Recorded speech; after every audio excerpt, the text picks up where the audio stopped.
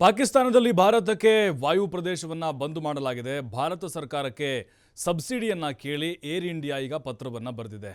ವರ್ಷಕ್ಕೆ 5,000 ಕೋಟಿ ರೂಪಾಯಿಗೂ ಅಧಿಕ ನಷ್ಟವಾಗುತ್ತೆ. ಅಂದರೆ ಈಗ ಪಾಕಿಸ್ತಾನ ನಮ್ಮ ಭಾರತೀಯ ವಿಮಾನಗಳಿಗೆ ಹೋಗಲಿಕ್ಕೆ ಅವಕಾಶವನ್ನು ಮಾಡಿಕೊಟ್ಟಿಲ್ಲ. ಹಾಗಾಗಿ ಪ್ರಯಾಣಿಕರ ಮೇಲೆ ಕೂಡ ಇದು ಪರಿಣಾಮವನ್ನು ಬೀರುತ್ತೆ. ಅಂದರೆ ಈಗ ಸಹಜವಾಗಿಯೇ ಟಿಕೆಟ್ ರೇಟ್ ಏನು ಫ್ಲೈಟ್ ಟಿಕೆಟ್ ಕೂಡ ಏರಿಕೆ ಆಗುತ್ತೆ.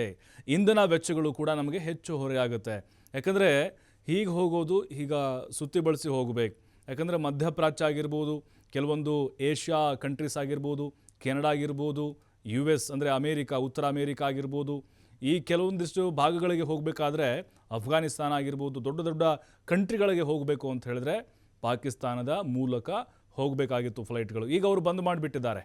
ಹಾಗಾಗಿ ವಾರ್ಷಿಕವಾಗಿ 5,000 ಕೋಟಿ ಅಲ್ಲಿ ನಷ್ಟ ಆಗುತ್ತಾ ಇದೆ ಏರ್ ಇಂಡಿಯಾ ಸಂಸ್ಥೆಗೆ. ಹಾಗಾಗಿ ಇಂಧನ ವೆಚ್ಚಗಳು ನಮಗೆ ಹೆಚ್ಚು ಹೊರೆ ಆಗ್ತಾ ಇದೆ. ಸಬ್ಸಿಡಿ ಕೊಡಬೇಕು ಅಂತ ಕೇಂದ್ರ ಸರ್ಕಾರಕ್ಕೆ ಪತ್ರವನ್ನು ಬರೆದಿದೆ.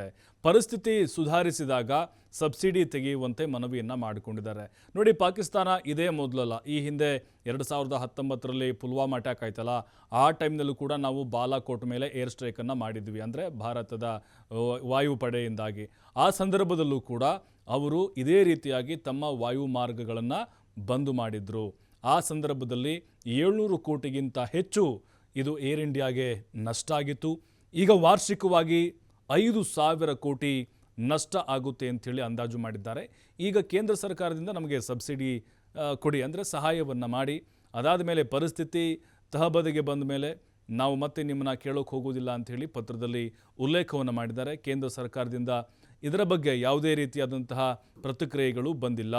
ನೋಡಿ, ಈಗ ಅಲ್ಲಿನ ಕೆಲವೊಂದಿಷ್ಟು ವಾಯುನೆಲೆಗಳು ಇರ್ತವೆ. ಅಲ್ಲಿ ಹೋಗಿ ಫ್ಲೈಟ್ ಸ್ಟಾಪ್ ಮಾಡಬೇಕಾಗತ್ತೆ, ಮತ್ತು ಇಂಧನವನ್ನು ತುಂಬಿಸ್ಕೊಳ್ಬೇಕಾಗತ್ತೆ. ಹಾಗಾಗಿಯೇ ಅಲ್ಲಿನ ಮಾರ್ಗವನ್ನು ಭಾರತ ಕೂಡ ಅವಲಂಬನೆಯಾಗಿರೋದ್ರಿಂದಾಗಿ ದೊಡ್ಡ ಹೊಡೆತವನ್ನು ಈಗ ಏರ್ ಇಂಡಿಯಾಗೆ ಕೊಡ್ತಾ ಇದೆ.